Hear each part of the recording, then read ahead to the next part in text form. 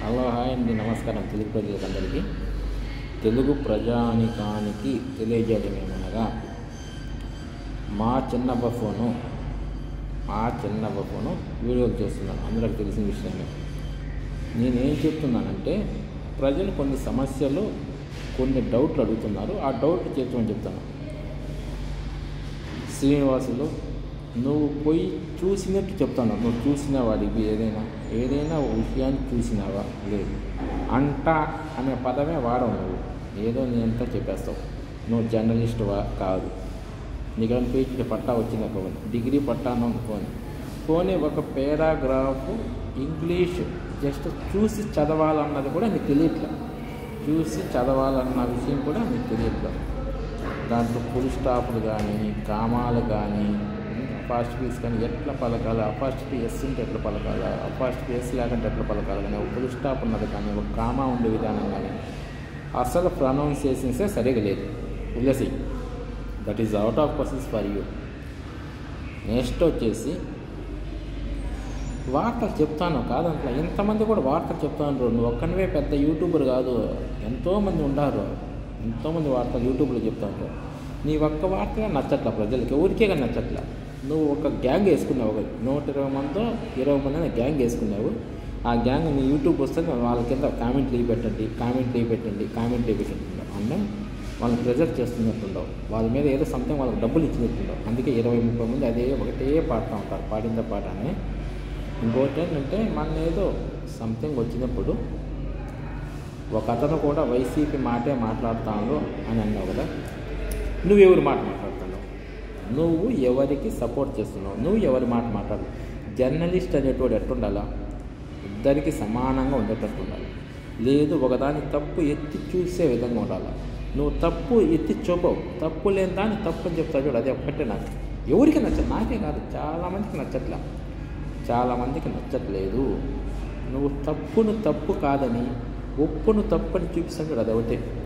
నువ్వు శ్రీవారి రోడ్డులో సంథింగ్ జంతువుల యొక్క పువ్వు ఈ టైప్లో వాడినారు అని అంటున్నావు కదా.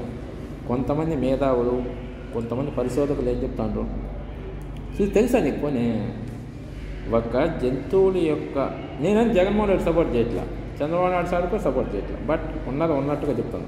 చంద్రబాబు నాయుడు సారా ఎవరో స్క్రిప్ట్ రాసి సార్కి ఇచ్చినారు. ఆ సార్ని చదివేసినాడు. అదేమంటే సార్కి కూడా తెలియదు పాపం. చంద్రబాబు నాయుడు సార్ చూసినాడు అడిగి సోళ్ళ, ఏరే వాళ్ళు ఏదో స్క్రిప్ట్ రాసి ఇచ్చినారు, సార్ చదివినాడు, ఈ విధంగా అయిందని.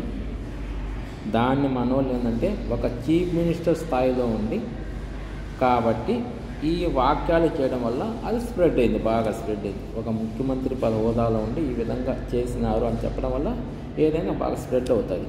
ఫర్ ఎగ్జాంపుల్ నేను సామెత చెప్తాను. The great people do not great thing, they do small thing in a great people. అర్థమైందా? The great people do not great thing, they do small thing in a great వే.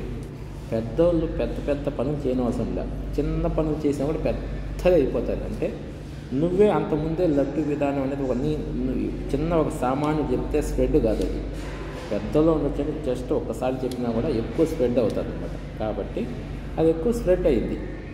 సార్కి ఎవరు script అయింది వద్దు. కొంతమంది ఏం చెప్తానంటే, NDBD అది ఉండే సంస్థ, అది ఎక్కడ ఉంది? గుజరాత్లో ఉంది. అది ఎప్పుడూ అమ్ముడు పోయిందన్నారు, వదిలేసి.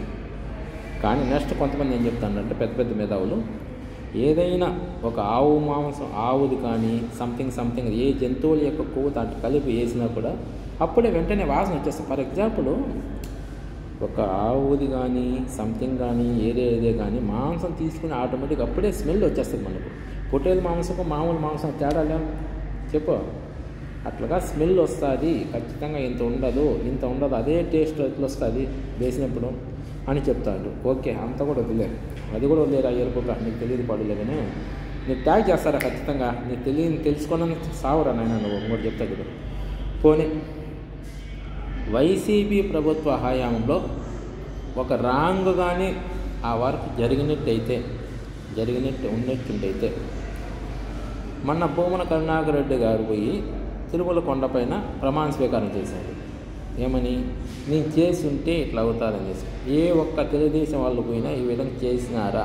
అది ఒకటి తెలిసి పోనీ ఇప్పుడు అధికారం అనేది ఎవరి చేతిలో ఉంది? తెలుగుదేశం పార్టీ వారి చేతిలో ఉంది, చంద్రబాబు నాయుడు సార్ చేతిలో ఉంది కదా. దానిపైన సిబిఐ ఎంక్వైరీ వేయండి అని వీళ్ళే వేడుకుంటారు కదా. ఎంక్వైరీ వేయించి దాన్ని నిరూపించవచ్చు కదా. చెప్పు ఆ మాట. ఇప్పుడు అది చేసినారో తెలియదు, చేయలేదో తెలియదు. నేను కూడా సొల్లా ఆ మాట, నేను కూడా ఆ మాట మాట్లాడను. అది చేసినారో తెలియదు, చేయలేదో తెలియదు. నువ్వు సొల్లా, నేను సొల్లా. ఆడ ఎవరికి తెలుసు? ఆడ వండేటోళ్ళకు, ప్రసాదం తయారు చేసే వాళ్ళకు, ఆ గీ ఉపయోగించే వాళ్ళకు మాత్రమే తెలుసు.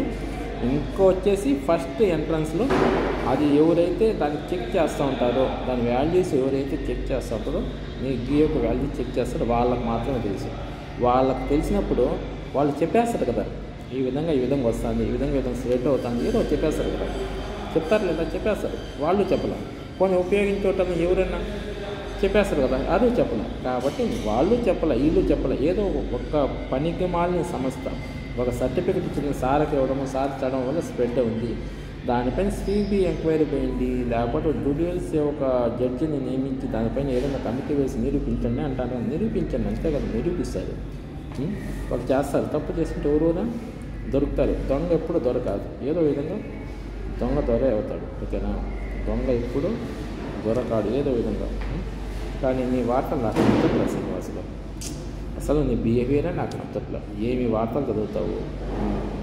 ఒక పదాన్ని ఇప్పుడు చక్కగా ఇట్ట పోయేదాన్ని ఇట్ట తిప్పుకుంటా పోయి చెప్తావు. ఎందుకురా? ఒక మాటతో అయిపోయే పదాన్ని ఏందా నీకు అసలు నేను ఎన్ని మార్కులు ఇచ్చాను? నువ్వు అంత సారాంశాలు చెప్తా ఉంటావు. ఎన్ని మార్కులు వచ్చింటావు నీకు అసలు? నాకు తెలుసా? 10th ఎన్ని మార్కులు ఇచ్చావు చెప్పు ఫస్ట్. 10th నువ్వు ఎన్ని మార్కులు ఇచ్చావు చెప్పు ఫస్ట్ సార్. ఓకేనా? నువ్వు ఇన్ని సారాంశాలు చేస్తా అంటే వాడు పేపర్ వద్దేటోడు కూడా ఏంద్రా స్వామి, దానికి ఒక ప్రశ్న ఏది ఉంది, దానికి సమాధానం ఏంటి రాయాల్సిన స్థితిలో కూడా నువ్వు లేవు. ఏందేందో కహానీలన్నీ పూచి కలిపి చెప్తూ ఉంటావు. ఒక్క మార్క్ క్వశ్చన్కు 5 పేజీల లెటర్ రాస్తావు నువ్వు. ఒక్క మార్క్ క్వశ్చన్కు 5 పేజీల వ్యాసం రాస్తావు నువ్వు. ఎందుకు చెప్పు? ఒక్క మార్క్ క్వశ్చన్, ఒక్క మార్క్ సమాధానమే రాయరా నాయన. ఎందుకు 5 పేజీలు రాస్తే ఏం ఫలితమా? వాడు ఎంత చదవలేక హాఫ్ మార్క్ తింటాడు. రాసినావు కదా, ఎంత పెన్ను ఇంటూ వేస్ట్ అని. చిన్న పాప చెప్తాను, వార్తలు చెప్పేటంటే పర్ఫెక్ట్గా చెప్పు, లేకుంటే మూసుకొని ఉండు. లేకుంటే నాకు మెసేజ్ పెట్టు, నీకు ట్యాగ్ చేస్తాను చూసుకో. 1 మార్కు క్వశ్చన్స్కు 1 మార్కులో ఆన్సర్ చేయి, 5 మార్కుల క్వశ్చన్స్కు 5 మార్కులు ఆన్సర్ చేయి, 10 మార్కుల క్వశ్చన్స్కు 10 మార్కులు ఆన్సర్ చేయి. That is the benefit for you. ఓకేనా? Okay, bye Srinivasulu.